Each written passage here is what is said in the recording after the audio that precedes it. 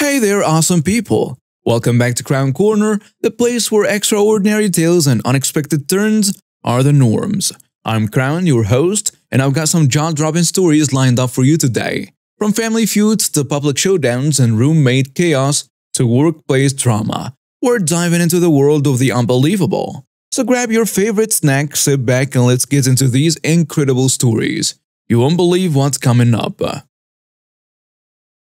This slow burn started a full year and a half before my plan came into effect. Earlier in the year, my dad quite sensibly suggested that, with the size of our family Christmas party, we skip a generation with gifts to ease a financial strain as the extended family grew. At the time, I was struggling with my business and athletic career, and my wife, then girlfriend, was working on her second master's degree. So I suggested names from a hat, but he wanted to spoil all the grandchildren. I said, fair enough. I'll chip in for Oma's cruise and buy gifts for my step-siblings, but don't expect anything grand. Dramatis personae for that Christmas party. Me, 28-year-old, at the time heavyweight mixed martial artist, as strength coach aka small-time athlete working a day job to barely make rent in addition to training full-time. Martha, stepsister 40-ish and aging momby, whose only assets are starting to sag too much for them to be assets anymore, leaving her with no other definable personality traits. Jane, my oldest niece, 12, stepsister's daughter. Imagine the most vapid teenager stereotype you can and multiply it by 1,000. Tim, my oldest nephew, 9, stepsister's son, living proof that you're never too young to be a jerk. Robert, stepbrother, 36, formerly cool dude who gave up on life when his kids were born. Years later, who gained back enough willpower and gumption to physically assault his wife. Tammy, 6, bro's daughter, sweet and shy girl, terrified by my mere presence, the wisest of the bunch in my humble opinion. Bubba, 7, bro's son, a generally nice kid who at this time was partway into evolving into a jerk after being constantly told to look up to emulate thing too. Tammy has brought a Nintendo DS and all the kids are struggling to see/play together, so I foolishly offered to loan them mine to lighten the load. Tammy agrees to share with Jane and Papa agrees to share with Tim. Having stupidly deprived myself of my means to escape social obligations, I go to the living room to acquire that much older cure for not wanting to deal with other people: alcohol. Not even having had time to pour a dram, my trained ear picks up from the kids' room the unmistakable sound of one human being pummeling another. I politely suggest to Robert that he might want to go have a look, but Bro hasn't given 2 cares about anything in about 7 years, so he waves it off and I go to investigate. I walk in to see that Tim may be a jerk, but is not untalented and is managing to strike, shove into a wall and kick Bubba all at the same time, while attempting to play my DS with his other hand. Having decided his turn began the moment I left the room. Jane has simply wrested the DS from Tammy, who is now sitting in a corner crying. I shout for Martha, informing her that if she doesn't get in here to break things up before I count to 10, I would have a stern conversation with them. She turns up and separates the kids and I retrieve my DS. Instead of giving Tim a lesson on sharing and not hitting people, she proceeds to berate Bubba, the kid who was beaten, for not simply giving up the DS to her little piece of crap and making her son look bad. Jane simply lets out a teenage sigh for the ages and tosses the other DS into the crying Tammy. I then excuse myself from the party, thanking God that I don't have to provide gifts for any of those little jerks. 6 months later, Bro calls me and this conversation ensues. Robert says, "Hey, elbow smash. While I really appreciated the gifts last year, you should really get something for the kids this year instead. Christmas is all about the children after all. No, I turn up to chat with you and Dad and Oma. I really don't give 2 cares about the kids."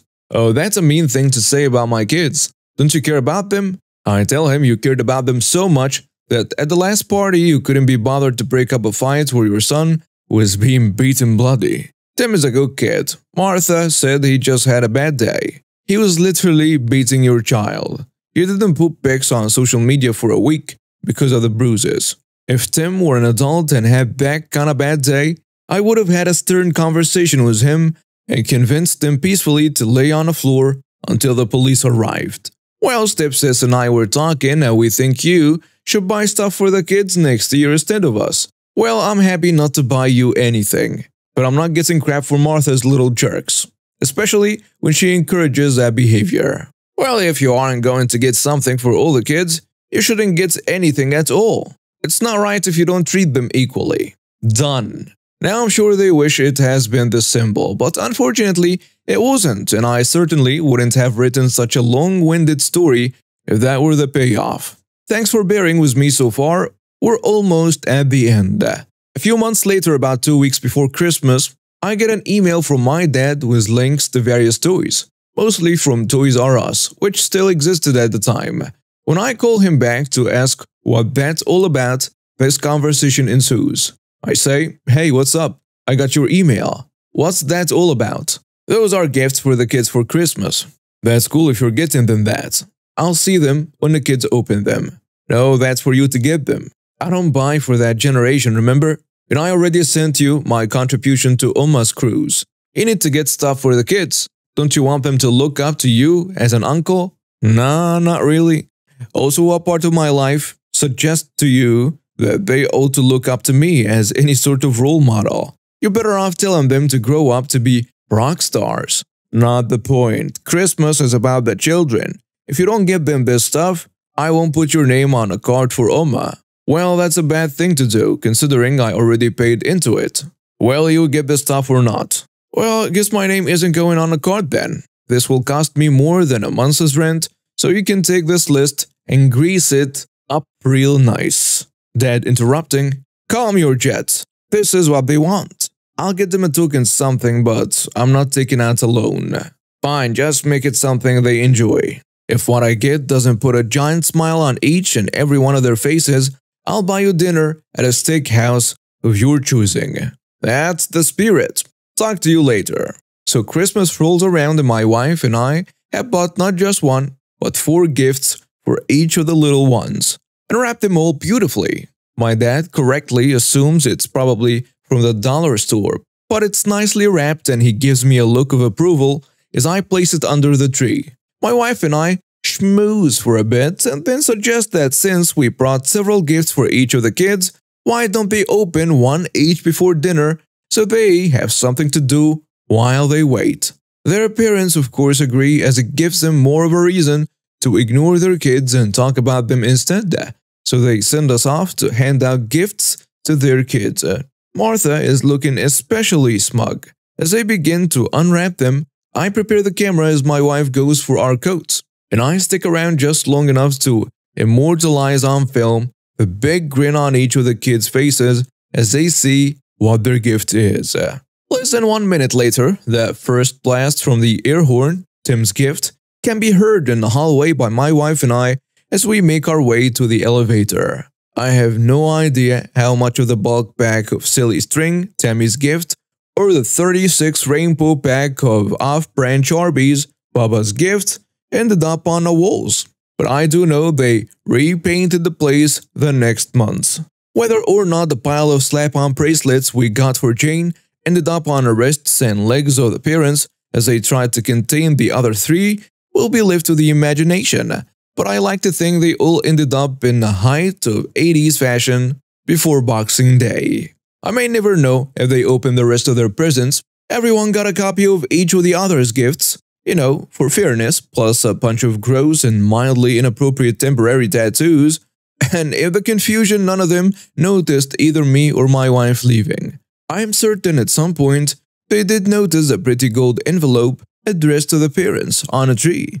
Inside was a very pretty card, blank but for the following note. This was a warning shot from off the top of my head.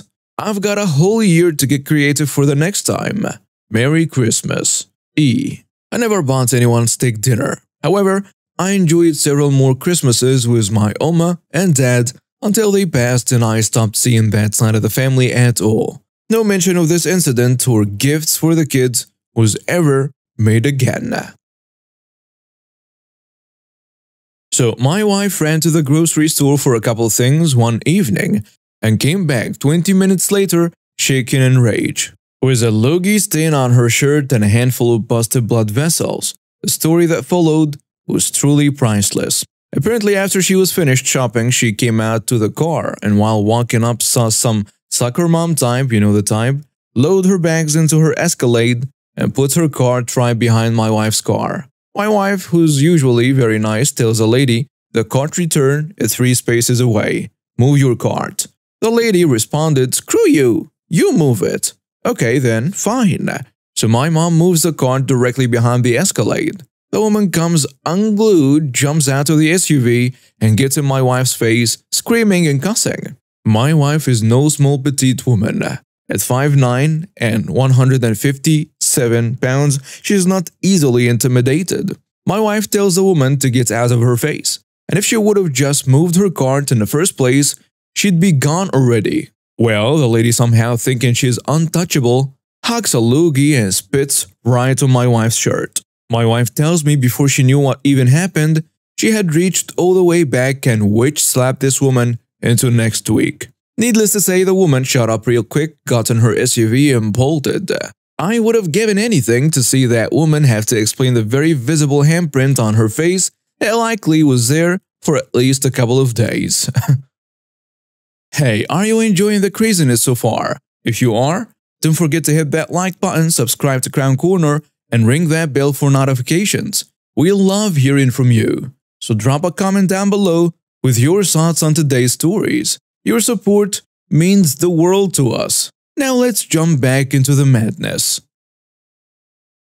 New roommate situation isn't working out well. I posted on here before about her expecting me to take food that she's purchased off of rent. Even though it's food that I didn't ask her to buy, won't use, and she can essentially eat whatever I cook for free. Feel free to see that post as well. She has been with me since the beginning of November.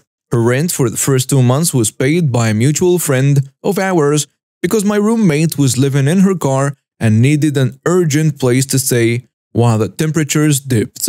I had a bedroom and bathroom she could use to get out the street. With the understanding that she'd use that time to find work, she's a CNA, we live in a town with multiple hospitals, nursing homes, doctors' offices, and so on. There is work to be found. And start saving money so she could get a place of her own. It was always intended to be get back on your feet temporary situation, but now it's feeling like I am going to take advantage of your good nature situation. To me, getting back on your feet requires you to work more than 10 hours per week, save money, show some general common courtesy to the people you're living with, and actively work to get on your feet. Instead, she has stopped looking for a new job, has cut her hours at her existing job from 30 hours a week down to 10, has loud conversations all hours of the night with someone on speakerphone, leaves bras and panties to drive in common areas of the house, and as of today, is late paying rent, which by the way is only $250 a month. It's important to note that she requested her hours be cut at work. She eats groceries that I've intended for specific meals. My utility payments have about doubled, her TV is always on loudly, and she runs multiple small loads of laundry each day instead of 1 or 2 larger loads, and so on. She flips the heater to 80 degrees every chance she gets. The last straw was today. My inner pity label came out in full force. I went to do a load of laundry and the detergent was empty. I just bought a container of pods last week, so there should have been plenty still available. I don't have a car, so I had to DoorDash some detergent. I went to start the load and the freeloader says, "Oh good, we got some laundry detergent. I've got some clothes to throw in." I looked her dead in the eye and said, "Sorry. I've got a bunch to do before I go back to work tomorrow. Looks like I'll be washing blankets, sheets, summer clothes, and so on all day long. I'm the jerk here and I know it, but damn. You've gone through a whole container of detergent pods in a week? You're late on rent and you wanna use my brand new detergent? Nope, ain't gonna happen." Back in maybe 2006, 2008-ish, I was a tax associate at the most well-known tax service in North America.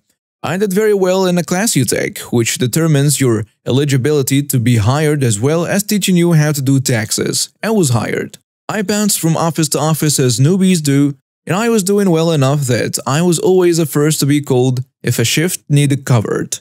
After my first season with them went so well, I was invited back for the next year, and the class was free because of the invitation back. In case you wonder why the class is every year, it's because tax rules change every year and we have to keep up. Shortly after the class was over, which I aced, I was approached by the lady who ran the district. She wanted to open a seasonal office in a Walmart 50 kilometers outside the city I worked in.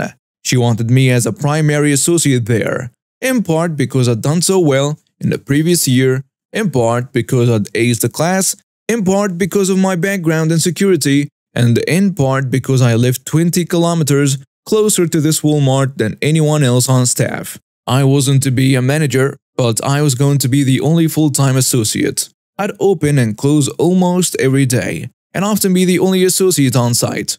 It was basically my baby to take care of. There were hints it might lead to advancement in the company as well. I was pretty excited at the opportunity. At first, everything was great. The Walmart staff liked me, the customers liked me, my boss liked me, I was blasting through customers, and only maybe 5 people walked away due to having to wait out of the few hundred who approached my little office beside the produce section. 2 months in, right before the tax season really heated up, I had a weekend that booked off the same day they had hired me. I was going out to the province to see family. Trip had been set long before they hired me, and I'd made it quite clear I wasn't going to be around. The schedule accurately reflected that. So the weekend arrives and I go. Had a good time, came home Monday evening, so I could be back Tuesday morning. When I got home, I checked my answering machine for messages. Even if smartphones were starting to be a thing I didn't have, and I'm pleased to say I still don't. There were 3 messages, 2 from my boss, the district lady, and 1 from the scheduler. I don't remember everything word for word, so I'll paraphrase. Message 1, Saturday morning, approximately 7 a.m. Hi Vanessa. Sorry to do this to you, but we need you in today. Employee X who we scheduled to replace you, his car broke down. Message 2, Saturday afternoon, approximately 2 p.m. I am very disappointed in you for not responding to me and not showing up. I'll be making some changes. Message 3, Monday morning, approximately 9 a.m. Hi Vanessa. This is your scheduler. Your hours have changed this week. Call me when you get this. Now at this point in my life, I'm not a kid out of high school, and I've had enough experience with screw jobs that I'm absolutely not going to crawl on my hands and knees apologizing and begging for my job. If you're going to be petty and mean just because you screwed up, then we're going to have problems. And so we did. I called the scheduler and was told I was suspended for a week and to call my boss after a week to get back on a schedule. She said the boss was trying to put me in my place and teach me how to be a good manager. I'd get back on a schedule after the week was over. I brought up my pre-planned and scheduled time off, and also that I wasn't a manager, I was a regular employee. The scheduler was very uncomfortable, but she was only doing what she was told.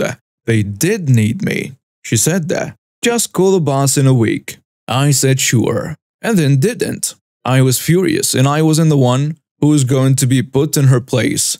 I called a few of the customers who I've been working with and explained I was no longer working there, and they chose to keep me as their tax gal regardless. It really wasn't intended as revenge, even though it sounds that way. The company wasn't going to make more than it cost to have someone do their taxes anyway. This was purely a customer relationship thing.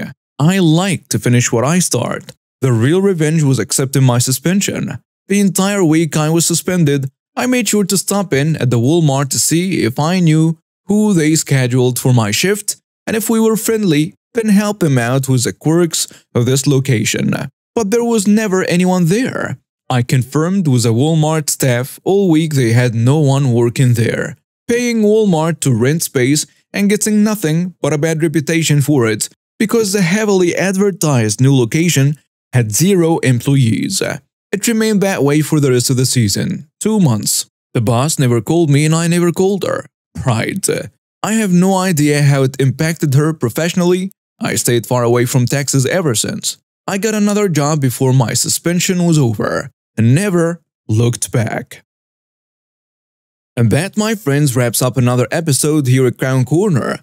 From the chaos of Christmas to the aisles of grocery stores, and from shared living spaces to tax office shenanigans, life is never dull. And neither are our stories. I hope you had as much fun listening as I had narrating these wild tales.